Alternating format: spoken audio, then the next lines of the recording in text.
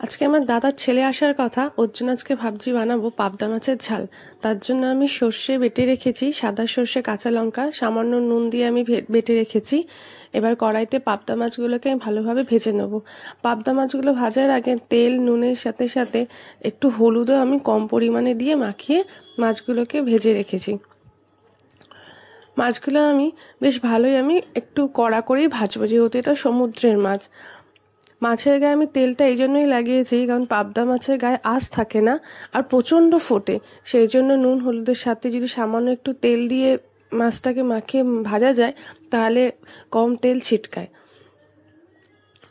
ভালোভাবে আমি মাছগুলোকে এবার ভেজে নেব। ভেজে নেওয়ার পরে কড়াইতে এবার আরেকটু আমি তেল অ্যাড করেছি, তার সাথে আমি একটু কালো জিরে অ্যাড করেছি।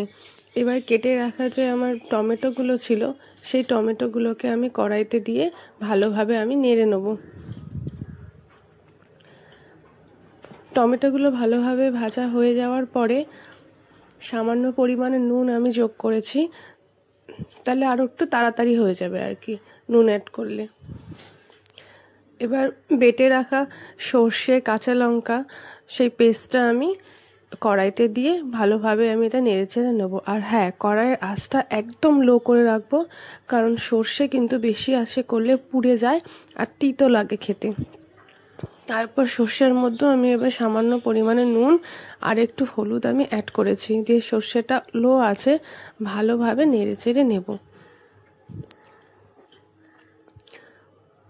মোটামুটি সর্ষেটা আধা ভাজা হয়ে গেছে। আমি আগেও বলছি সর্ষেটা বেশি ভাজা হবে না, বেশি ভাজা হয়ে গেলে সর্ষেটা খেতে তিতো হয়ে যাবে। এবার আমি যে বাটি ধোয়া জলটা রেখেছিলাম, মানে যেই বাটিটার মধ্যে আর কি সর্ষেটা পেস্ট করে রেখেছিলাম, সেই বাটি ধুয়ে জলটাও দিয়ে দিলাম সামান্য পরিমাণে, অল্প, কারণ এটা আমি ঝোল করব না, আমি এটা ঝাল করব, তাই ঝাল করলে অল্প জলে দিলেই হয়ে যায়। এবার আমি দুখানা কাঁচা লঙ্কা চিড়ে সেই কড়াইয়ের মধ্যে আমি দিয়ে ভালো করে নেড়ে চেড়ে নিচ্ছি। ও পিসি, অনেকদিন পর তো এলাম, কি খাওয়াবে গো আজকে? তোর জন্য আমি আজকে পাবদা মাছের ঝাল করছি, দেখ কেমন লাগে।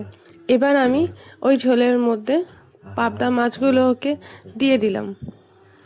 মাছগুলো দেখুন মোটামুটি ফুটে গেছে, আর আমি রান্নাটা কিন্তু একদম অল্প আঁচেই করছি।